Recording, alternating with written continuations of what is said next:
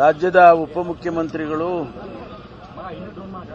ಮಾನ್ಯ ಶಿವಕುಮಾರ್ ಅವರನ್ನ ಭೇಟಿ ಮಾಡಿದ್ದೆ. ತುಮಕೂರಿನಲ್ಲಿ 16ನೇ ತಾರೀಕಿನಿಂದ 22ನೇ ತಾರೀಕುವರೆಗೂ ರಾಜ್ಯದ ಕ್ರೀಡಾಕೂಟವನ್ನು ಆಯೋಜನೆ ಮಾಡಿದ್ದೇವೆ.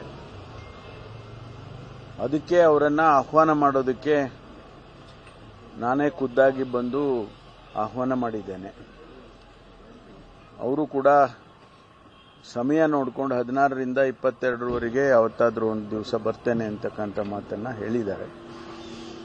ಸುಮಾರು 8,000 ಕ್ರೀಡಾಪಟುಗಳು ಭಾಗವಹಿಸುತ್ತಾರೆ. ತುಮಕೂರಲ್ಲಿ 27 ಕ್ರೀಡೆಗಳನ್ನು ಆಯೋಜನೆ ಮಾಡ್ತಾ ಇದ್ದೇವೆ.